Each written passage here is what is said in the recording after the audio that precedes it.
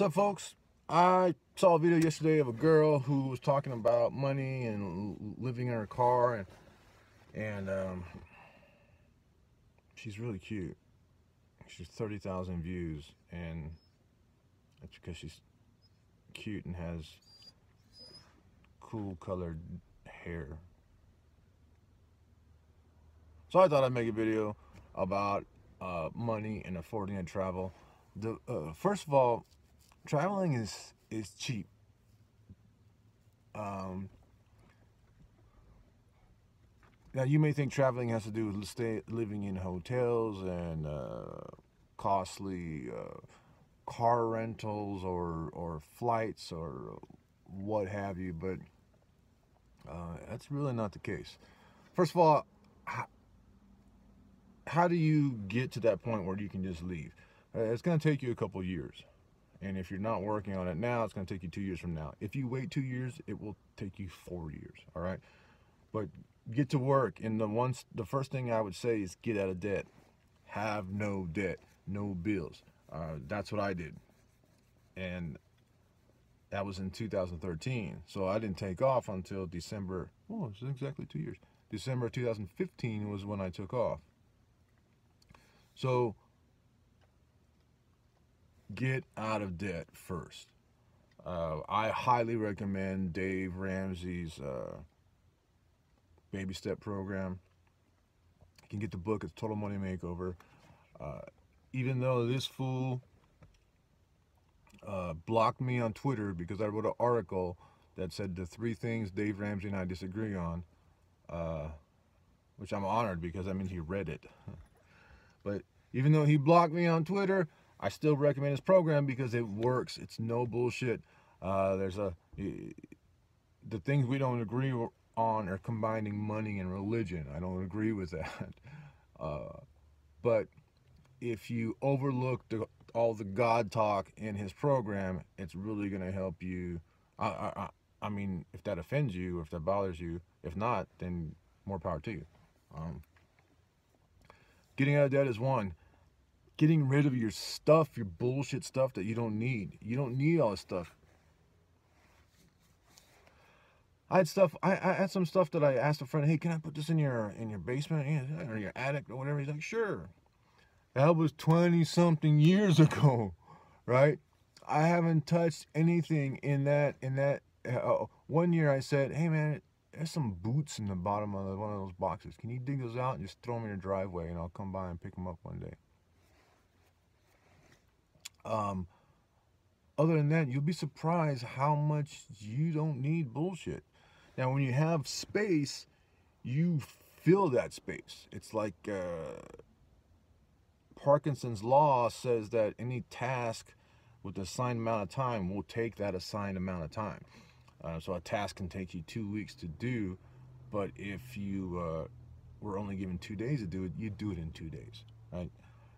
I believe the same thing goes to space. The amount of space you have, the more shit you need to put in it, and that means buy. Like, do you have an empty spare bedroom?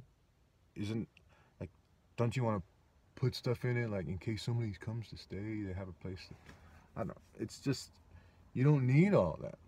You don't need stuff. So get rid of anything but the essentials, and it will be easy for you to pack those up, take them with you, put them in storage while you travel, or in my case, like I said, take them with me. Everything I own is in this van. Almost everything I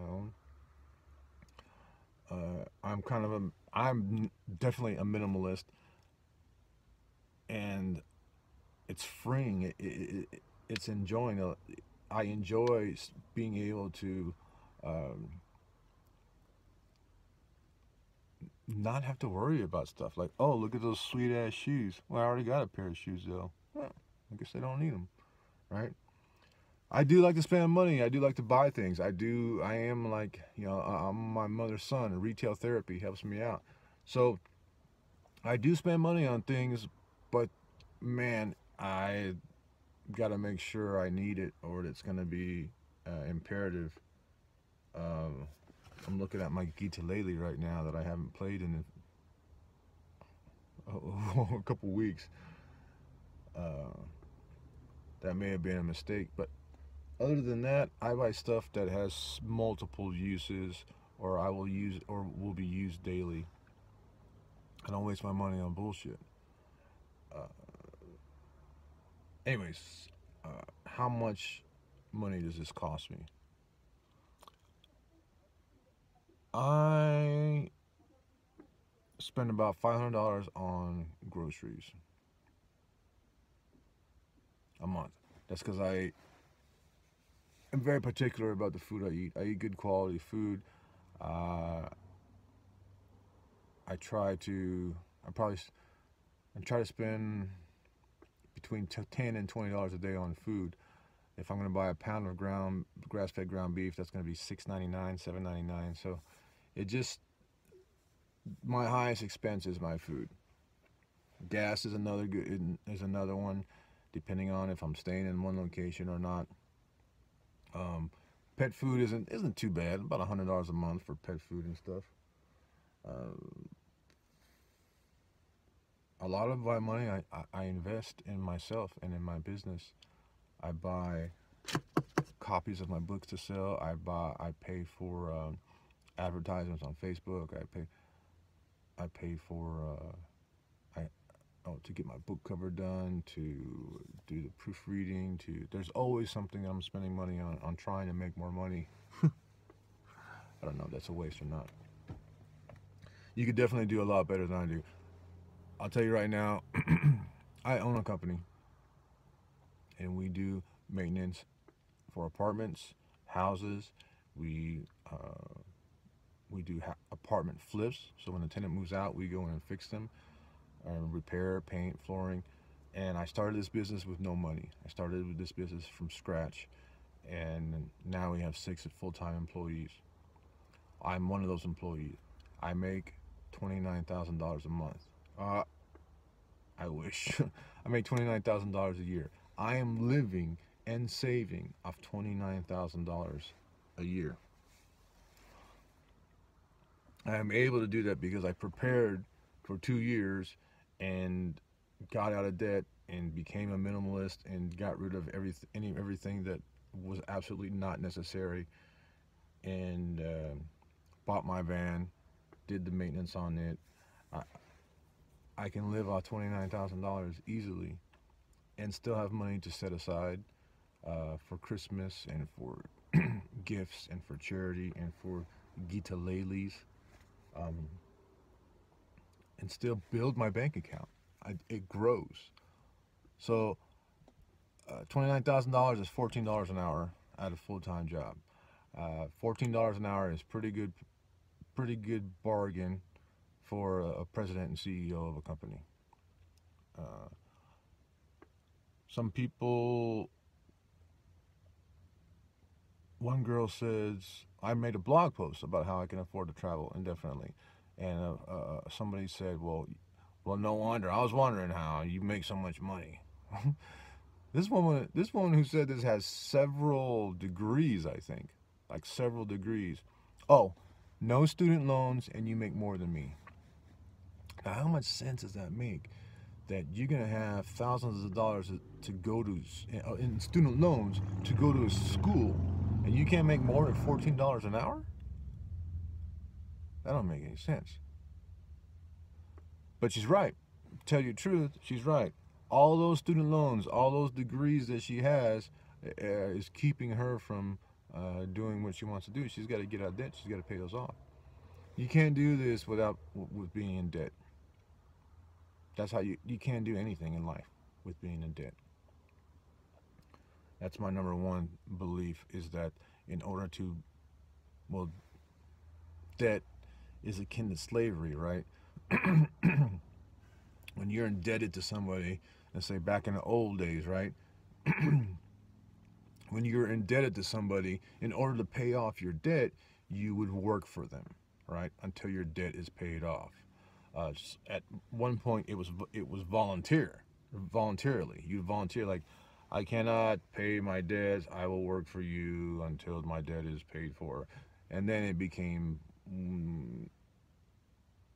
started forcing people to do that, right? Slavery goes beyond what happened in the United States in the early days of the United States. Slavery goes way beyond that, when people would voluntarily commit themselves to pay off their debts. And that's what you're doing when you're in debt. I'm getting off track. But if you weren't in debt, you wouldn't have to go to work. You have to work to pay off your bills. It's the same as slavery. Voluntarily. Please don't get all thinking about, you know, buying of human beings. I'm not talking about that. That's not the type of slavery I'm talking about.